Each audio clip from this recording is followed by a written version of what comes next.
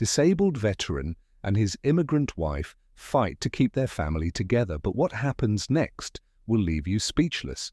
Before we dive in, please don't forget to subscribe and let us know in the comments where you're watching from so we can reach you better. Let's get into the story. I first met John Miller at a local VFW hall here in a small rural town in Texas. Everyone there respected him from day one, calling him Sergeant Miller, even though he rarely used his title himself.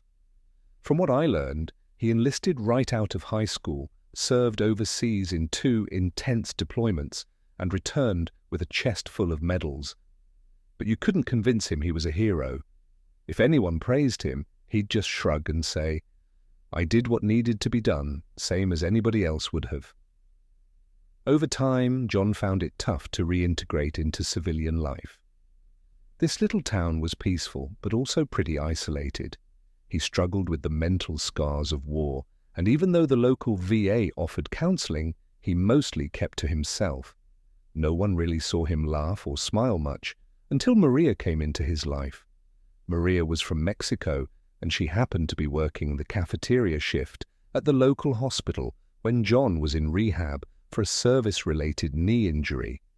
She had a warmth about her that drew him in right away.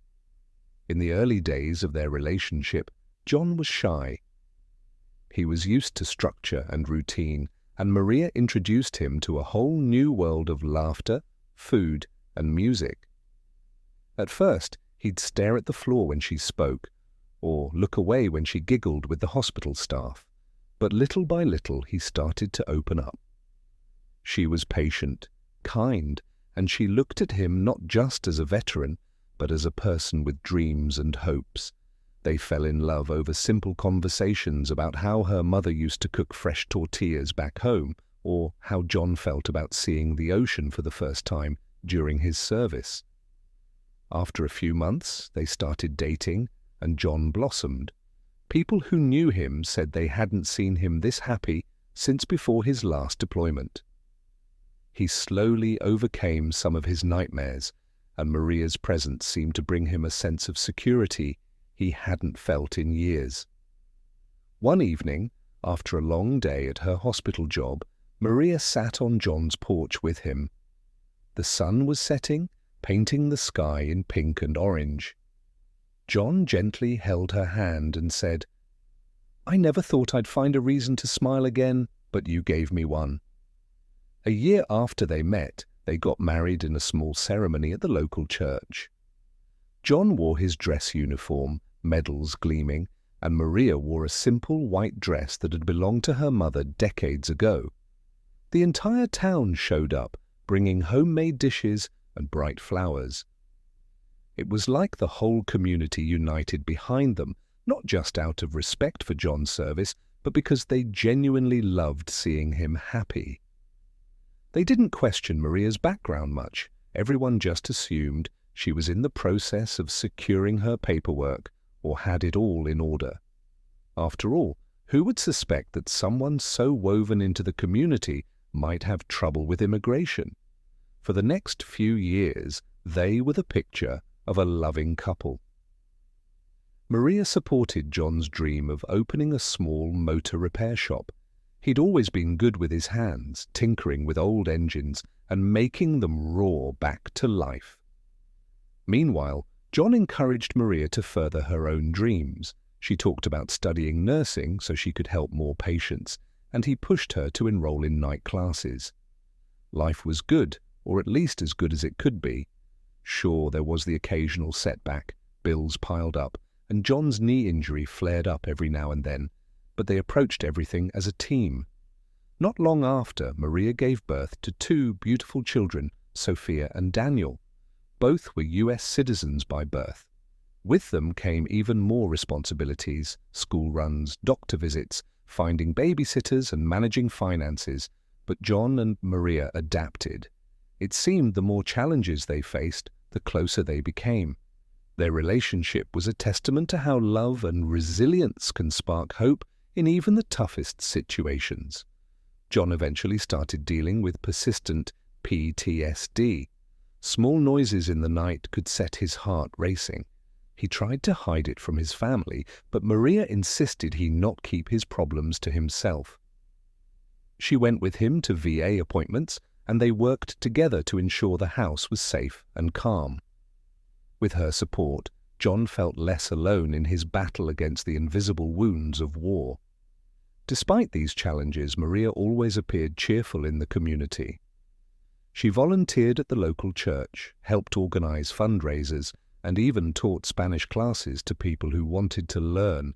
She wasn't just John's wife. She was a friend, teacher, organizer, and mum to 2 wonderful kids. Nobody expected a storm to come their way. But the storm arrived one morning disguised as an official letter from Immigration and Customs Enforcement. The letter stated that Maria's application to adjust her status had been denied. There was some confusion over her overstaying a visa years back, and her case had flagged up on a new system designed to enforce sweeping changes in immigration policy. Granted, these changes were a direct result of the new presidency's promise to crack down on illegal immigration. The letter included a deadline, 30 days to leave the country or face deportation. It was a thunderclap in a clear sky. John and Maria were in shock. They had always assumed that since they were married and had 2 children, the paperwork would eventually straighten itself out. Maria hadn't realized her old filings had errors and gaps. After all, she'd submitted them with good faith.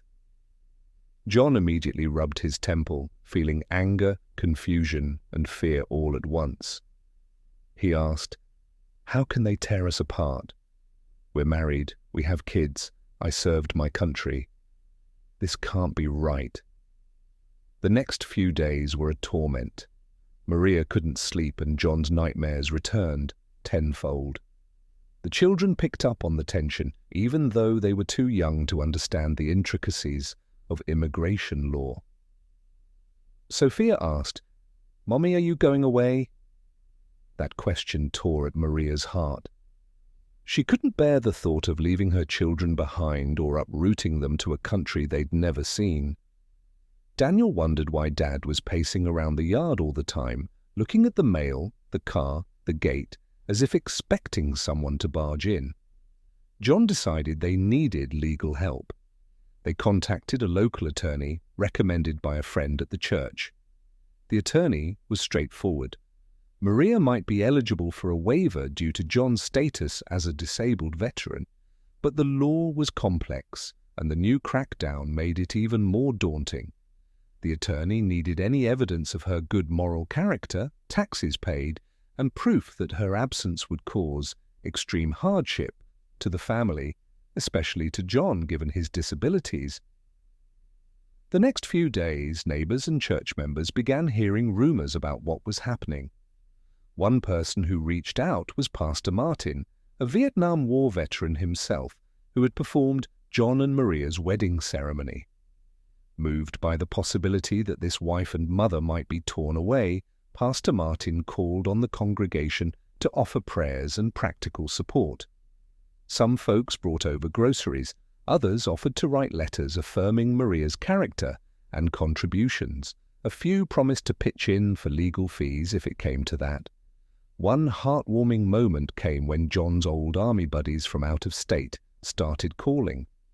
A few of them hopped on social media, posting about John's predicament, rallying other veterans to sign a petition. Word spread among the veteran community. People who had never met Maria wrote impassioned messages saying anyone married to a veteran who served honorably deserved to be here. That sense of camaraderie gave John a bit of hope, reminding him of the brotherhood he had known in the army. Still, the days crept closer to that dreaded deadline. Each morning, Maria would wake up imagining she had less time with her children. She tried to hide her fear behind a smile so Sophia and Daniel could have some normalcy. John visited the VA psychologist more often because the stress started triggering flashbacks.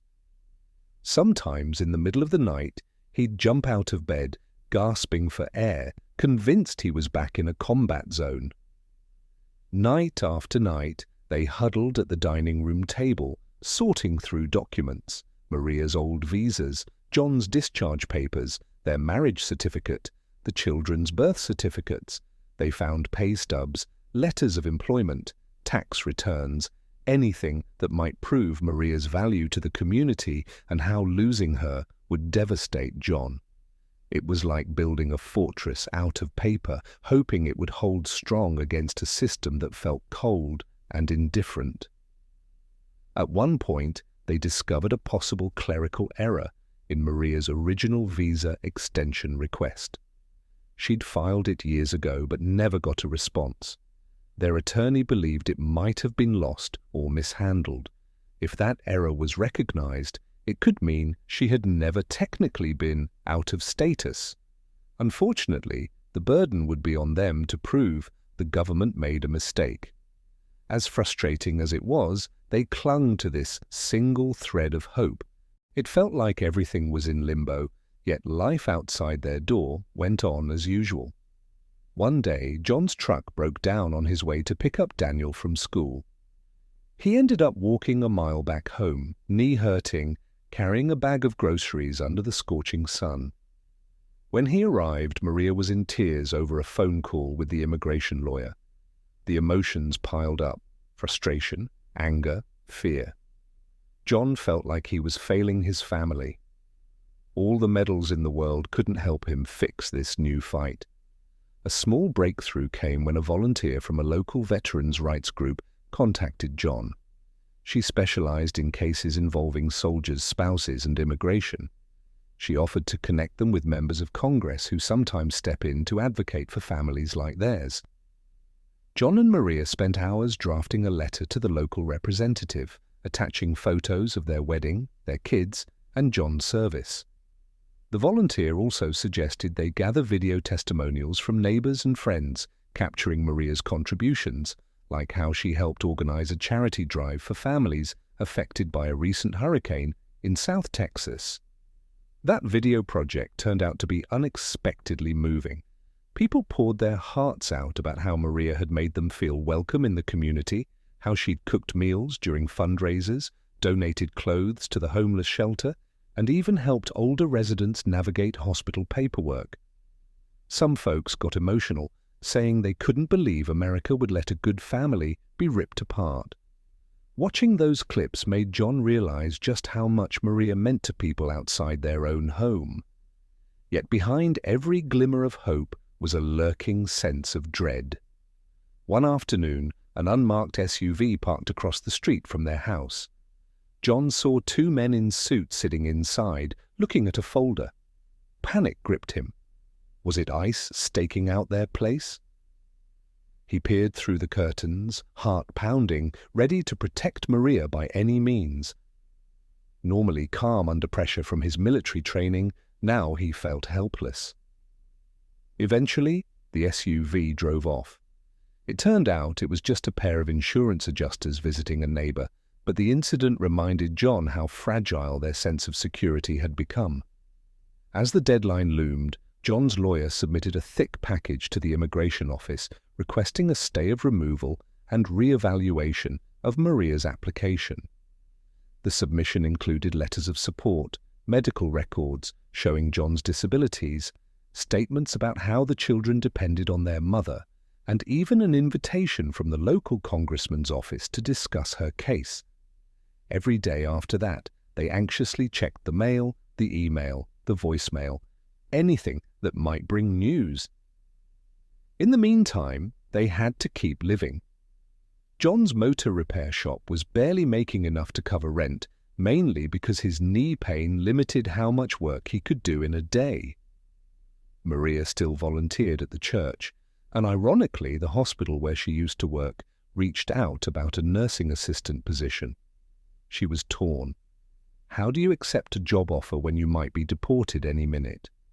With 1 week left before the deportation deadline, they finally received a notice from the immigration authorities.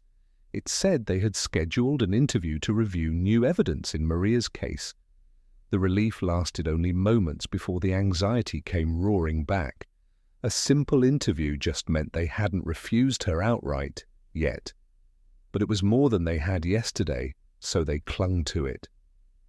The night before the interview, they barely slept. John kept pacing the living room, checking forms and documents as if he were preparing for a mission. Maria tried to distract herself by cooking a stew, but her hands shook, and she ended up burning the pot. The kids asked why Mommy and Daddy were so tense, and John just said, "We have a big day tomorrow, but everything will be okay." On the morning of the interview, they left the kids with a trusted neighbor, a sweet elderly couple who adored Sophia and Daniel. John put on his best suit, the same one he'd worn for job interviews after leaving the army, and Maria wore a modest blouse and skirt. She clutched a binder filled with their life in neatly labeled sections. The drive to the immigration office was silent, except for John occasionally checking the GPS. Neither of them spoke about the possibility of a negative outcome. It hovered like a dark cloud. The building was an imposing grey structure. Inside, they were led through metal detectors into a waiting room. There were rows of plastic chairs, anxious families, and stern-looking officers. John felt his chest tighten. Memories of standing in lines during deployment flashed in his mind, but this was worse because it was so personal. Finally, their turn came, and they were greeted by an officer who introduced himself as Officer Ramirez. Officer Ramirez had a firm but not unkind demeanor. He asked them to sit while he reviewed the documentation. For nearly an hour, he asked Maria about her entry to the US, her marriage to John, her children, her volunteer work, and the errors in her old visa application. He carefully examined each letter of support, each reference, and took note of John's status as a disabled veteran. John spoke about the hardships he faced with PTSD and how crucial Maria was for his emotional and physical well-being. Throughout the conversation, it was clear that the officer was trying to be objective, but John sensed a flicker of empathy in his eyes when he mentioned the kids. After what felt like an eternity, Officer Ramirez said, "I'm not authorized to make a decision right this moment. I need to consult with my supervisor, especially given the new policy directives. However, you'll receive a letter soon with our decision. Until then, I'm placing a temporary hold on your deportation order. You can remain in the country while we review." It wasn't a full victory, but it was a breath of life. A hold on the deportation meant Maria could breathe for a while. They left the office cautiously optimistic. On the drive home, John held Maria's hand, and for the first time in weeks he offered a small smile. Days turned into weeks.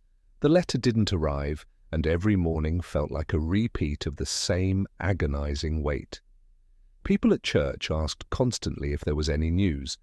The local veterans group organized another fundraiser, just in case more legal fees were needed. The children's school counselor reached out, offering emotional support for Sophia and Daniel. The uncertainty weighed heavily on them all. Despite the stress, they tried to create moments of normalcy. They took the kids to a local fair where they ate cotton candy and rode a small Ferris wheel. Maria cheered as Daniel tried his hand at a ring toss, winning a little teddy bear. John held Maria's hand, feeling grateful for these moments of family joy. But in the back of his mind, the clock was ticking. Then, late one afternoon, the phone rang. It was Officer Ramirez. "Mr. Miller," he said, "we've reviewed your wife's case in depth. New evidence suggests there was indeed a clerical error in her visa status, and we've also considered the hardship factors for you and the children." John could hear papers rustling in the background. "I can't give an official statement over the phone, but I strongly advise you to check your mail in the coming days. That's all I can say right now." John's heart pounded. He wanted to ask 100 questions, but before he could, the call ended. He rushed to tell Maria, who clung to him, tears welling in her eyes. "I hope this is good news," she whispered. John nodded. "Me too." The next day, they got a letter from the Department of Homeland Security. Hands shaking, John opened it, and Maria peered over his shoulder. The letter stated that Maria's deportation order was officially rescinded, and her case would move forward under special circumstances due to John's disabled veteran status, the discovered clerical error, and her otherwise clean record. The letter also said she was now eligible to file for lawful permanent residency again, with an expectation of a higher likelihood of approval this time. Relief flooded them. They hugged their children, called the lawyer, and tears of joy mingled with laughter. Maria, who had been so tense for so long, let out a sob that sounded like a release of all the fear she'd been bottling up. But the story didn't end there. Another complication arose when a new executive order was signed, tightening immigration even further. The uncertainty of how that order might impact pending cases loomed over them. Maria's path to a green card wasn't a done deal. She still had to attend another hearing, and the new policy threatened to invalidate certain waivers. The attorney warned them they needed to remain vigilant and keep gathering evidence. Meanwhile, John's health took a turn. Chronic pain in his knee forced him to reduce his hours at the motor repair shop, and the financial strain started to show. Bills piled up, and he was worried about losing the shop. Maria considered picking up more shifts at the hospital as an assistant, but she still wasn't fully cleared to work legally because her status was in limbo. It was an emotional roller coaster. Neighbors stepped in again. One family passed around a donation jar during Sunday service. Another friend offered John a partnership in a small side business repairing lawnmowers and ATVs. Even the local bank offered to restructure his small business loan. People knew that if John and Maria left, the town would lose not just two productive citizens, but also a sense of communal unity they brought. Then, out of the blue, a journalist from a statewide newspaper reached out. She had heard about John's story through the Veterans Group and wanted to do a feature story on families torn by the new mass deportation policies. At first, John hesitated. He wasn't sure if having media attention would help or hurt. But Maria thought this could shine a light on the real people behind the statistics. They agreed to an interview on the condition that the journalist respect their family's privacy and treat the story with sensitivity. When the journalist arrived, she spent the entire day with them, observing their routine, talking to the kids, even joining them for dinner. She recorded every anxious glance, every hopeful smile, and the raw love and determination that bound them together. A week later, the article was published. It depicted John as a decorated veteran grappling with PTSD, determined not to lose the family he fought so hard to protect. It showed Maria's contributions to the church, the hospital, and the community.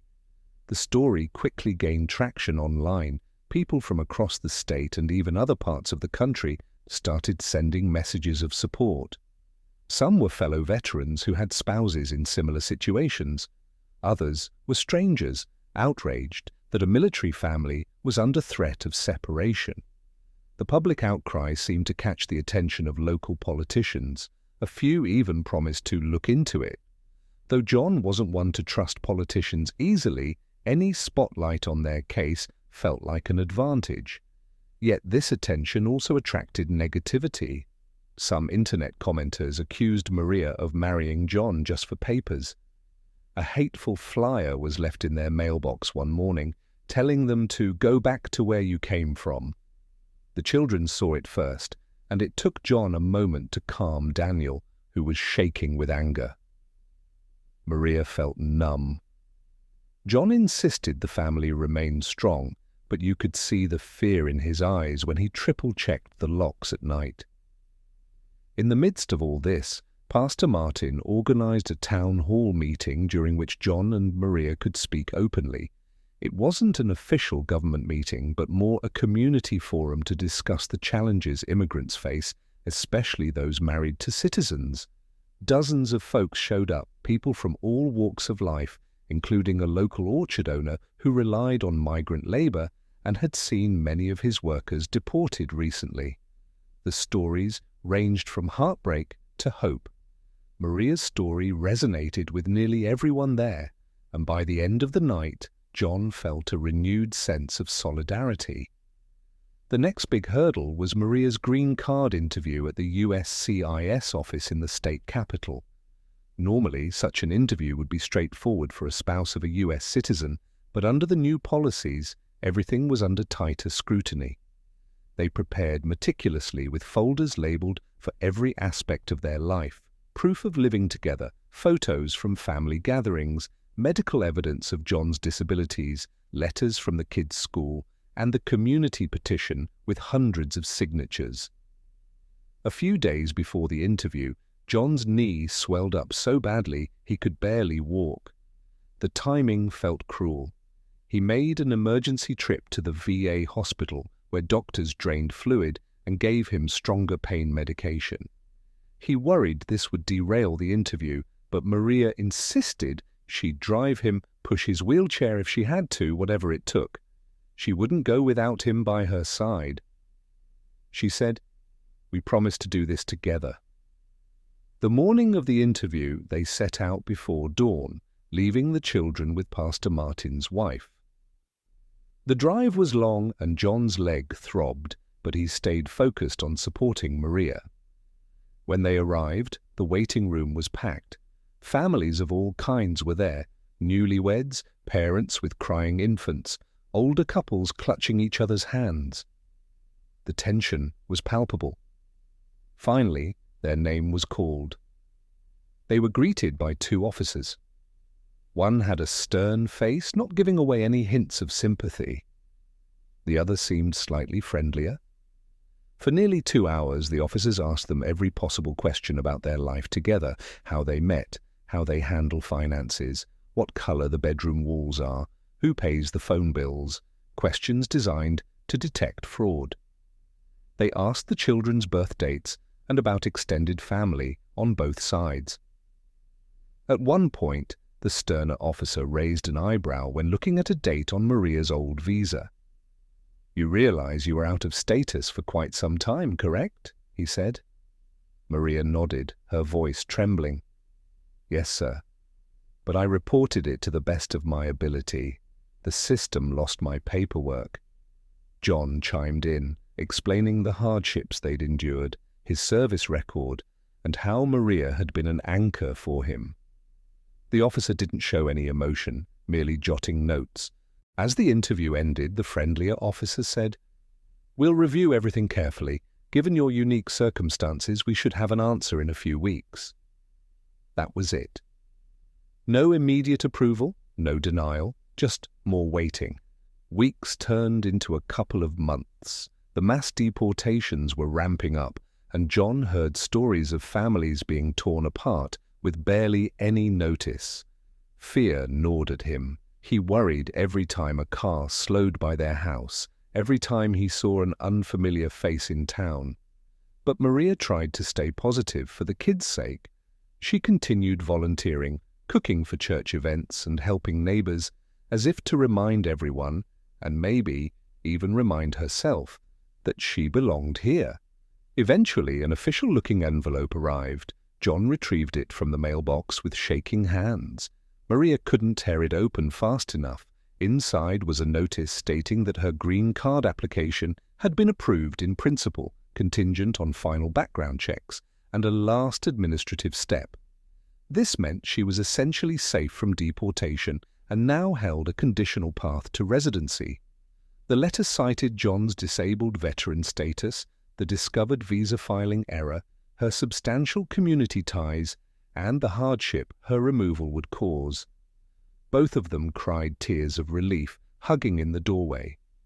That evening they called everyone who had supported them, Pastor Martin, the attorney, neighbors, John's army buddies, the volunteer at the Veterans' Rights Group.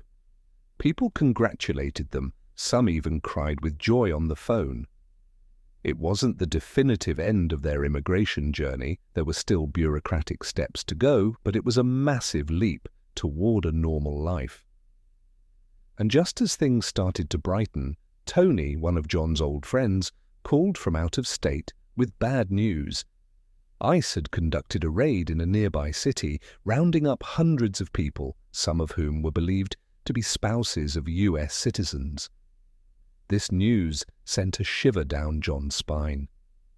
Could such a thing still happen to them despite the approval in principle? John and Maria's lawyer assured them that the new letter provided legal protections. Still, John decided to purchase a small security camera for their porch simply because the fear wouldn't go away overnight. They had come too close to losing everything. Once the fear of losing your family takes root, it's hard to shake. The children, meanwhile, were too young to grasp the full scale of what was happening, but they noticed their parents smiling more and fighting less. At dinner one night, Sophia said, "Mommy, does this mean you can stay?" Maria hugged her and nodded, tears in her eyes. Daniel asked, "So we can all go to Disneyland someday?" John laughed softly, a genuine laugh, something he hadn't done in a long time, and said, "Yes, buddy, someday we'll make that happen." In the weeks that followed, life somewhat returned to normal, or a new version of it. John went back to his motor repair shop, his pain somewhat controlled by better medication. Maria finally accepted that position at the hospital, at least part-time. She wanted to be sure she was around for the kids. The sense of impending doom had lifted, replaced by cautious optimism. They still hadn't received the official green card in the mail, but the initial approval was like a protective shield. John's lawyer said the final card could take several months, but the difference now was that they had a secure status that prevented ICE from targeting Maria unless something drastically changed. Everyone felt that was enough to allow them to breathe. With the burden lifted, John could focus on his mental health again. He started going to therapy sessions more regularly, and Maria made sure he had time to rest. She even encouraged him to pick up a hobby that wasn't work. He decided on woodworking, something he'd dabbled with in his youth. It was soothing, he said, shaping a piece of raw wood into something beautiful, a metaphor for how he hoped to shape their life. Still, the outside world sometimes intruded on their peace. Another wave of deportations made headlines. Some politicians doubled down on harsh rhetoric. John learned that a few of his fellow veterans had spouses in similar limbos, waiting on paperwork or hoping for a miracle. He and Maria reached out to them, sharing resources and advice. The small group they formed became a sort of support network for mixed-status families linked by military service. The journalist who had written about them earlier came back for a follow-up piece. This time, she focused on how the entire community had gathered to protect one of their own. She asked John, "What would you say to people who oppose immigrants and think you're just an exception because of your service?" He thought for a moment and replied, "I fought for the rights and freedoms of this country because I believe in them. Maria hasn't done anything but help our community and raise our kids. If that's not deserving of a chance, then what did I fight for?" A few days after the follow-up article published, a local news station requested an on-camera interview, hoping to highlight how a shift in attitudes had saved a deserving family. John was reluctant. He didn't like the spotlight. But Maria convinced him this might help others in the same situation. On air, they told their story. The letter that threatened to tear them apart, the community that rallied around them, and the eventual breakthrough. John's voice cracked a bit on live TV when he said, "I'd go to war again for Maria. She's my rock, my family. My service to this country continues right here at home, fighting for what's right." Long after the cameras turned off, the world kept spinning. John and Maria kept raising their kids, paying bills, dreaming about the future. They still had moments of anxiety, like when official-looking envelopes arrived or when a politician made a statement about deporting all the illegals. But each night they sat down for dinner together, grateful for what they had been granted. One day, a thick envelope arrived. The return address said USCIS. Maria's hands trembled as she opened it. Inside was the green card, shining with her name on it, confirming her status as a lawful permanent resident of the United States. She let out a joyful gasp and called for John. He rushed over, children in tow, and saw the card. He lifted Maria into a bear hug, ignoring the pain in his knee, while the kids jumped around them. It felt like a dream come true. There were still steps before full U.S. citizenship, but this was monumental. Word spread quickly through the community. Pastor Martin even gave a short speech at Sunday service, praising the perseverance of love and the triumph of compassion. The following week at the VFW Hall, John's buddies clapped him on the back and teased him that he might have to throw a big celebration now.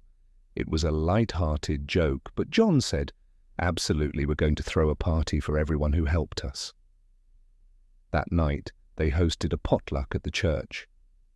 Neighbors brought dishes from everywhere: American casseroles, Mexican tamales, barbecue, even Filipino lumpia from a new family that had moved in. It was a tapestry of cultures blending beautifully in one small town. Amid the laughter and music, John took a moment to reflect on everything they'd been through. Maria was talking to a group of women from the hospital, smiling in a way he hadn't seen for months, a smile free from worry. Sophia and Daniel were playing tag with some other kids, shrieking with delight. John couldn't help but feel that sometimes the hardest roads lead to the most meaningful destinations. As the potluck continued, John found himself sitting quietly in a corner for a moment, just watching everything unfold.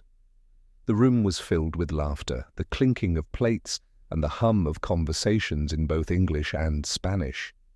It was a beautiful chaos, a reminder of how much love and support they had received from their community.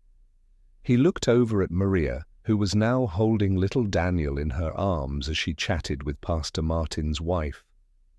Sophia was tugging on her dress, asking for another piece of cake. For the first time in what felt like years, John felt a sense of peace wash over him. They had made it through the storm, and for now the skies were clear. But life, as it often does, had more challenges in store for them. A few weeks after the celebration, John received a call from one of his old army buddies, Tony. Tony had been following their story closely and had even helped organize the petition that had gained so much traction online. But this time, Tony wasn't calling with good news. He told John that ICE had started conducting surprise raids in nearby towns, targeting not just undocumented immigrants, but also those with pending cases, like Maria's had been just a few months ago. "They're not playing around, John," Tony said, his voice heavy with concern. "I know you've got that green card now, but you need to stay vigilant. They're looking for any excuse to revoke people's status." John thanked Tony for the warning, but after hanging up, he couldn't shake the unease that crept into his chest. He didn't want to worry Maria, but he also knew they couldn't afford to let their guard down. That night, as they sat together on the couch after putting the kids to bed, he brought it up. "Maria," he started, his voice low. "Tony called me today. He said ICE is ramping things up again. Even people with green cards are being questioned if there's any kind of mistake in their paperwork." Maria's face fell. She had been so relieved to finally have her green card, to feel like she could breathe again, and now this news felt like a punch to the gut. "But we did everything right," she said, her voice trembling. "We fixed the mistakes, we followed the rules. What more can they want from us?" John reached for her hand, squeezing it gently. "I know, and I believe we're in a good place now, but I just want us to be prepared, just in case. We've come too far to let anything catch us off guard." The next day, John and Maria sat down with their lawyer to go over every detail of her case again. They wanted to make sure there were no loose ends, no overlooked documents that could be used against them. The lawyer reassured them that Maria's status was solid, but he also warned them to keep copies of everything, just in case. "The system isn't perfect," he said. "Sometimes it's not about what's right. It's about who has the paperwork to prove it." Maria started carrying a small folder in her purse everywhere she went. It contained copies of her green card, their marriage certificate, the kids' birth certificates, and even letters of support from the community. It felt ridiculous to have to live this way, but she wasn't willing to take any chances. John, meanwhile, installed a second security camera outside their home and made sure the kids knew to never open the door for strangers. Despite the precautions, life slowly began to return to normal. Maria started her new job at the hospital, working part-time as a nursing assistant. She loved being able to help people again, and her co-workers quickly grew to admire her kindness and work ethic. John's motor repair shop also started picking up more business, thanks in part to the publicity their story had received. People from neighboring towns began bringing their cars and lawnmowers to him, saying they wanted to support a veteran who had fought so hard for his family. One day, while working on an old pickup truck, John received a visit from a man he didn't recognize. The man introduced himself as Carlos, a fellow veteran who had served in the Navy. Carlos explained that he had read about John and Maria's story in the newspaper and wanted to thank John for speaking out. "My wife's in a similar situation," Carlos said, his voice heavy with emotion. "She's from the Philippines, and her visa expired years ago. We've been trying to fix it, but it's like hitting a brick wall every time. Your story gave us hope." John invited Carlos to sit down, and the two men talked for hours. Carlos shared the struggles he and his wife had faced, from the fear of deportation to the financial strain of legal fees. John listened intently, offering advice where he could, and promising to connect Carlos with the veterans' rights group that had helped him. By the time Carlos left, John felt a renewed sense of purpose. He realized that their fight wasn't just about their own family, it was about helping others who were still in the trenches. Maria, too, found herself becoming a source of support for others. At the hospital, she met a young woman named Elena, who had recently moved to the US from Honduras. Elena was working as a janitor while trying to save up for nursing school, but she was constantly worried about her immigration status. Maria took Elena under her wing, encouraging her to stay strong and sharing tips on navigating the system. "You're not alone," Maria told her one evening after work. "There are people who care and who will fight for you, just like they fought for me." As the months went by, John and Maria's lives became a beacon of hope for others in their community. They organized workshops at the church where people could learn about their rights and get help with their paperwork. They worked with Pastor Martin to set up a small fund to assist families facing deportation, using some of the money they had received from donations during their own fight. It wasn't much, but it was a start. But just when it seemed like things were finally settling down, another challenge emerged. One evening, as Maria was tucking the kids into bed, she noticed that Sophia seemed unusually quiet. "What's wrong, Mija?" Maria asked, sitting on the edge of her bed. Sophia hesitated, then whispered, "Some kids at school said you're going to get taken away." Maria's heart sank. She had tried so hard to shield her children from the fear and uncertainty that had consumed their lives for so long. "Who said that?" she asked gently. "Just some boys in my class," Sophia replied, tears welling up in her eyes. "They said their parents saw it on the news, that people like you are getting sent away." Maria hugged her daughter tightly, fighting back her own tears. "Listen to me, Sophia," she said firmly. "I'm not going anywhere. We've worked hard to make sure our family stays together, and nothing is going to change that. Do you understand?" Sophia nodded, but Maria could see the worry still lingering in her eyes. That night, Maria and John sat down to talk about how to address the situation. They decided to meet with Sophia's teacher and the school counselor to make sure their children felt safe and supported. They also talked to Sophia and Daniel about standing up for themselves and their family, but without letting fear take over. The next morning, Maria and John walked Sophia to school together. They wanted to make sure she felt supported and safe. When they arrived, they asked to speak with her teacher and the school counselor. The teacher, Mrs. Thompson, was a kind woman in her late 50s who had been teaching in the community for decades.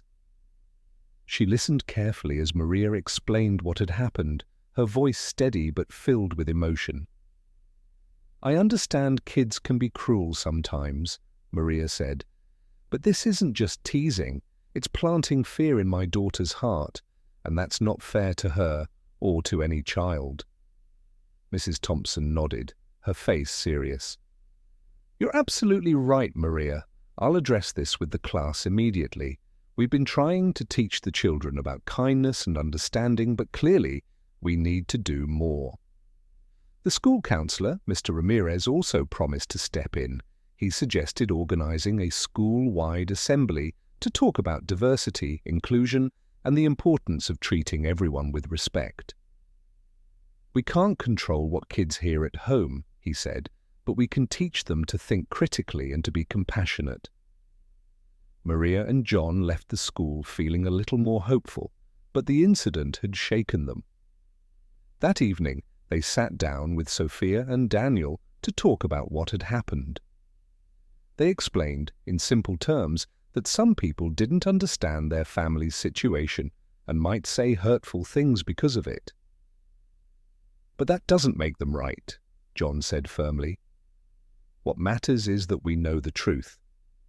We're a family, and nothing is going to change that." Sophia seemed reassured, but Daniel, who was younger and more sensitive, asked, "What if they come to take Mommy away?" John's heart broke at the question, but he kept his voice calm. "That's not going to happen, buddy. We've worked hard to make sure Mommy can stay here with us. And if anyone ever tries to hurt our family, we'll fight for each other, just like we always have." Maria hugged both children tightly, whispering, "You're my everything. I'll never leave you." The next day, Mrs. Thompson kept her promise. She spoke to the class about kindness and respect, using age-appropriate language to explain that families come in all shapes and sizes and that everyone deserves to feel safe and valued. She didn't single out Sophia or mention her family specifically, but the message was clear. Later, she pulled Sophia aside and told her, "If anyone ever says something that makes you feel bad, you come to me right away, okay? You're a wonderful girl and you have nothing to be ashamed of." The school counselor also followed through on his plan. A week later, the school held an assembly where students and teachers shared stories about their own families and backgrounds. Maria and John were invited to speak as well, and though they were nervous, they agreed. Standing in front of a room full of children and parents, Maria told the story of how she came to the US, how she met John, and how their love and determination had helped them overcome so many challenges. "We're all different," Maria said, her voice steady but emotional. "But at the end of the day, we all want the same things: to be with the people we love, to feel safe, and to have a chance to build a better future. That's what my family is fighting for, and I hope you'll remember that the next time you meet someone who's different from you." The room erupted in applause, and Maria felt a wave of relief. She had been so afraid to share her story publicly, but now she realized how important it was to speak out. After the assembly, several parents approached her to thank her for her courage. One mother, whose husband was also an immigrant, said, "Your story gives me hope. Thank you for standing up for all of us." As the weeks went by, life began to settle into a new rhythm. Sophia seemed happier at school, and Daniel stopped asking so many worried questions. Maria continued her work at the hospital, where she quickly became a favorite among patients and staff alike. John's motor repair shop was busier than ever, and he even hired a young apprentice to help with the workload. For the first time in a long time, they felt like they could breathe. But just as they started to feel a sense of normalcy, another challenge arose. One evening, as John was closing up the shop, he received a call from Carlos, the Navy veteran he had met a few months earlier. Carlos sounded panicked. "John, they took her," he said, his voice shaking. "ICE came to our house this morning and took my wife. They said her case was still pending, but they didn't even give us a chance to fight." John's stomach dropped. He knew how hard Carlos and his wife had been fighting to fix her immigration status, and the thought of them being separated was unbearable. "I'm so sorry, Carlos," John said. "What can I do to help?" Carlos hesitated. "I don't know, man. I'm lost. I don't know where they've taken her or how to get her back." John promised to do whatever he could. That night, he and Maria stayed up late, researching resources for families facing deportation. They reached out to their lawyer, who offered to connect Carlos with an immigration attorney specializing in emergency cases. They also contacted the veterans' rights group that had helped them, hoping they could provide some guidance. The next day, John drove to Carlos's house to offer his support in person. Carlos was a wreck, his usually strong and confident demeanor replaced by exhaustion and despair. "I don't know how to tell my kids," he said, his voice breaking. "They keep asking when Mummy's coming home." John put a hand on his shoulder. "We're going to fight this, Carlos. You're not alone." Over the next few weeks, John and Maria threw themselves into helping Carlos and his family. They organized a fundraiser to cover legal fees, rallied the community to write letters of support, and even reached out to the journalist who had covered their own story. The journalist agreed to write a piece about Carlos's situation, shining a light on the injustice of separating a veteran's family. As they worked to help Carlos, John and Maria couldn't help but feel a renewed sense of gratitude for their own situation. They knew how close they had come to losing everything, and they were determined to use their experience to help others. "If we don't stand up for each other," Maria said one evening, "who will?" As the weeks went on, John and Maria became even more deeply involved in Carlos's fight to reunite his family. They knew all too well the pain and fear that came with the threat of separation, and they couldn't stand by while another family went through the same ordeal. Maria spent her evenings calling local advocacy groups, explaining Carlos's situation and asking for help. John, meanwhile, worked with the Veterans' Rights Group to draft a petition demanding that Carlos's wife be released and allowed to continue her case from home. The community rallied behind them once again.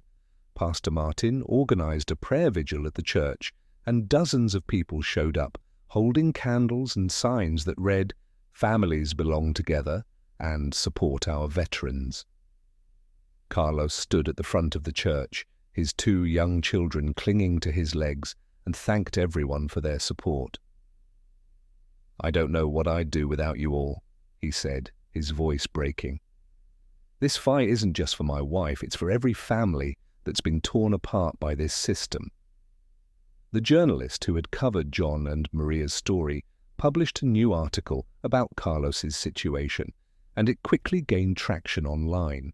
People from all over the country began sharing the story, expressing outrage that a veteran's family could be treated this way. Donations poured in to help cover legal fees, and several prominent advocacy groups reached out, offering their support. One group even connected Carlos with a pro bono immigration attorney who specialized in cases like his. Despite the growing support, the fight was far from over. Carlos's wife, Elena, was being held at a detention center several hours away, and the conditions there were harsh. Carlos was allowed to visit her once a week, but the visits were short and heavily monitored. Each time he returned home, he looked more and more defeated. "She's trying to stay strong," he told John one evening, "but I can see it in her eyes. She's scared, and so am I." John and Maria refused to let Carlos give up.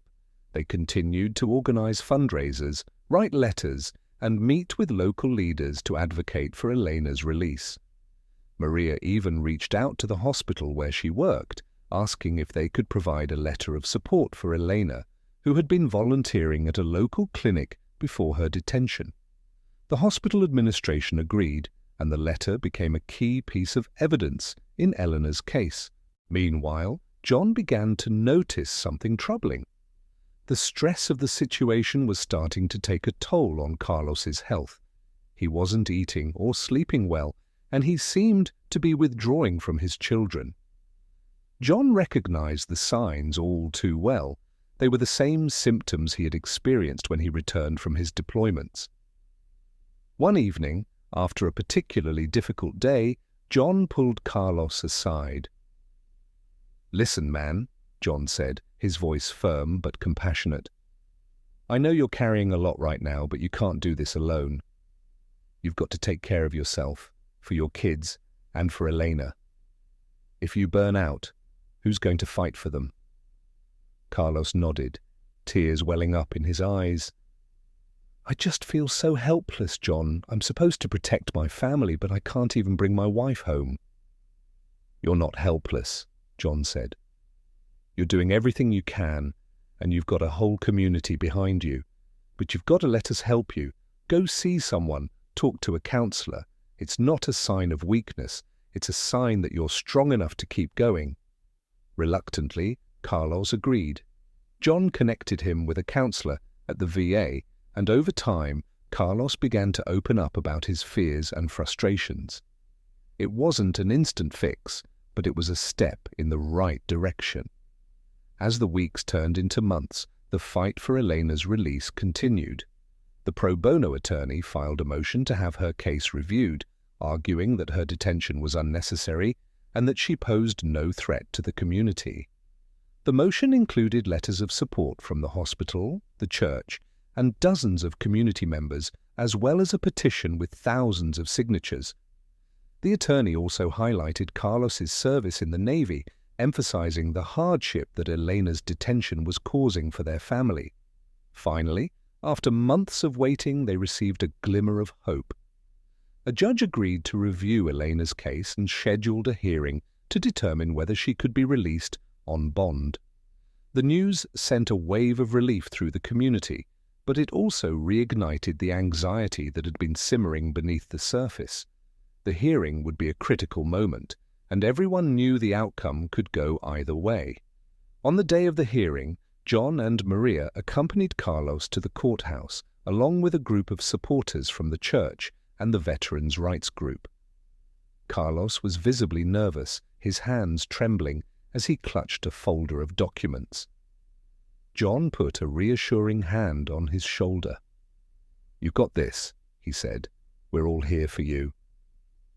The hearing was tense and emotional.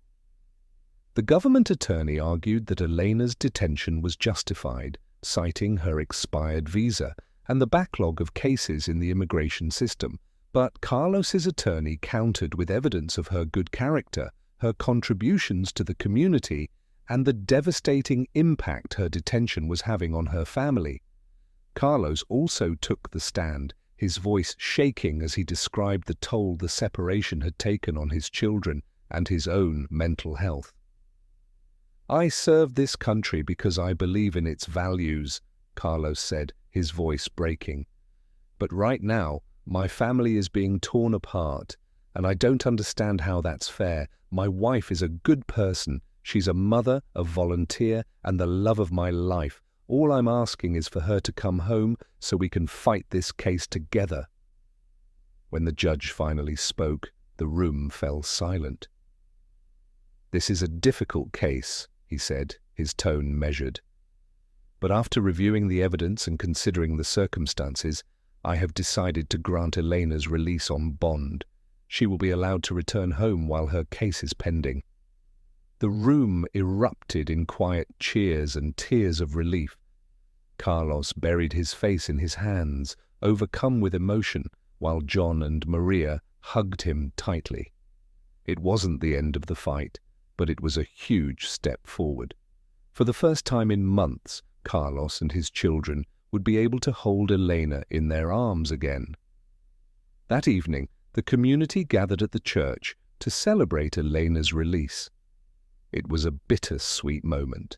Everyone knew the fight wasn't over, but for now, they were grateful to have her back.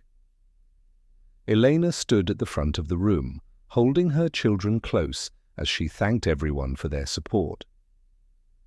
"I don't have the words to express how much this means to me," she said, her voice trembling. "You didn't just fight for me, you fought for my family, for my children, and I will never forget that." As John and Maria watched the celebration unfold, they couldn't help but feel a deep sense of purpose. Their own fight had been grueling, but it had given them the strength and the knowledge to help others.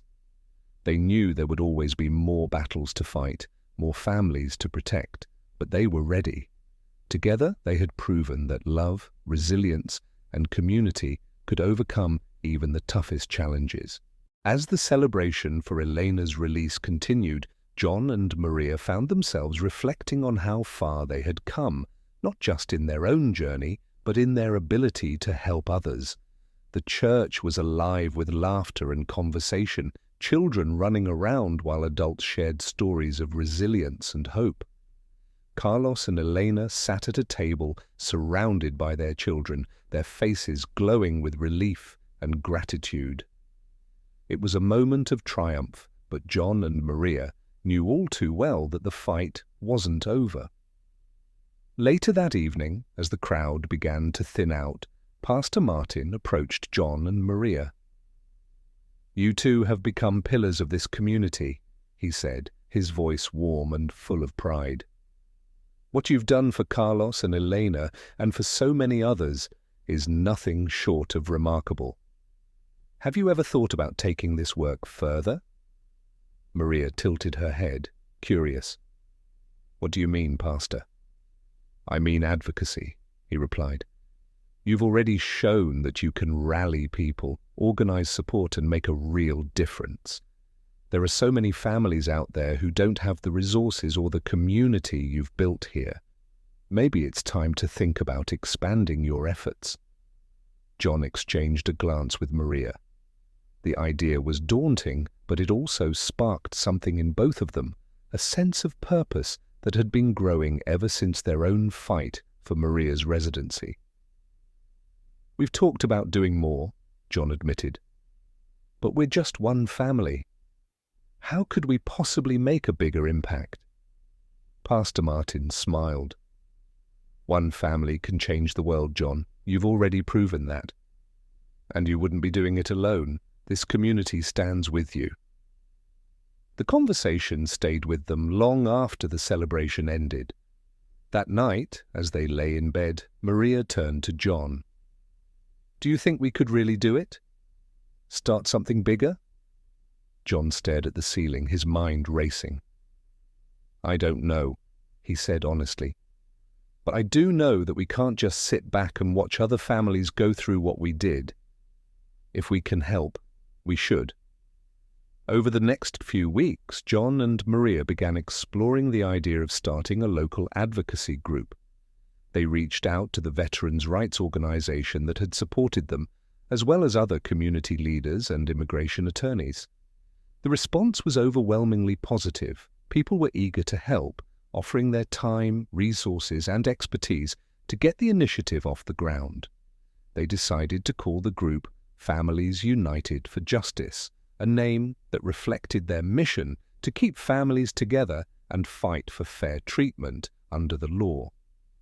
Their first goal was to provide resources and support for families facing deportation, including legal assistance, emotional counseling, and community advocacy. They also wanted to educate the public about the human cost of immigration policies, using their own story and others like it to inspire change. The launch of Families United for Justice was met with an outpouring of support. The church hosted a kick-off event where John and Maria shared their vision with the community. Dozens of people signed up to volunteer, and local businesses donated supplies and funds to help get the organization started. Even the journalist who had covered their story attended, promising to write an article about the new initiative. As the group began to take shape, John and Maria found themselves busier than ever. Maria continued working part-time at the hospital, but she also took on a leadership role in the organization, coordinating volunteers and reaching out to families in need. John balanced his work at the motor repair shop with his new responsibilities as an advocate, using his military background to connect with other veterans who were facing similar struggles. One of the first families they helped was a young couple from Guatemala, Miguel and Rosa, who had fled their home country to escape violence. They had 2 small children and were living in constant fear of deportation. When Miguel reached out to Families United for Justice, he was desperate. "We don't know where to turn," he told Maria during their first meeting. "We just want a safe place for our children." Maria and John immediately sprang into action. They connected Miguel and Rosa with an immigration attorney, helped them gather evidence for their asylum case, and organized a fundraiser to cover their legal fees. They also introduced the family to the church community, where they found a network of support and friendship. Over time, Miguel and Rosa began to feel a sense of hope they hadn't experienced in years. Helping families like Miguel and Rosa gave John and Maria a renewed sense of purpose, but it also came with its own set of challenges. The work was emotionally draining, and the constant exposure to stories of hardship and injustice took a toll on both of them. There were days when they felt overwhelmed, questioning whether they were truly making a difference. One evening, after a particularly difficult day, John sat on the porch with Maria, staring out at the stars. "Do you ever feel like we're fighting a losing battle?" he asked quietly. Maria reached for his hand, her touch warm and reassuring. "Sometimes," she admitted. "But then I think about Sophia and Daniel and how close we came to losing everything. If someone hadn't fought for us, where would we be now? Every family we help is a victory, John, even if it's just one at a time." Her words gave John the strength to keep going. He realized that the fight wasn't just about winning. It was about standing up for what was right, no matter how difficult the road ahead might be. As Families United for Justice grew, so did its impact. The group began hosting workshops to educate families about their rights, partnering with local schools and community centers to reach as many people as possible. They also started a mentorship program, pairing families who had successfully navigated the immigration system with those who were just beginning their journey. The program became a lifeline for many, offering not just practical advice but also a sense of hope and solidarity. One of the most rewarding moments came when Carlos and Elena, now reunited and stronger than ever, joined the organization as volunteers. Carlos used his experience as a Navy veteran to advocate for other military families, while Elena worked closely with Maria to support women and children facing deportation. Their involvement brought the group full circle, a testament to the power of community and resilience. But the fight was far from over. National immigration policies continued to shift, and the threat of deportation loomed over countless families. John and Maria knew they couldn't solve every problem or save every family, but they were determined to do everything they could. One day, as they were preparing for a community event, Sophia came up to Maria with a handmade sign. It read, "Families belong together," written in bright, colorful letters. "Can I help at the event, Mommy?" she asked, her eyes shining with excitement. Maria smiled, her heart swelling with pride. "Of course, mija. You're already helping more than you know." As the event began, John and Maria stood side by side, watching as families from all walks of life came together to share their stories, support one another, and fight for a better future. It wasn't the life they had imagined when they first met, but it was a life filled with purpose, love, and hope. And as they looked out at the crowd, they knew one thing for certain. Their fight wasn't just about their own family anymore. It was about every family, every child, and every person who deserved a chance to live without fear. Together they would keep fighting, one family at a time. Thank you so much for watching. If you enjoyed this story, please don't forget to like, share, and subscribe to our channel. We'd love to hear your thoughts in the comments below. Have a beautiful day, and we'll see you in the next video.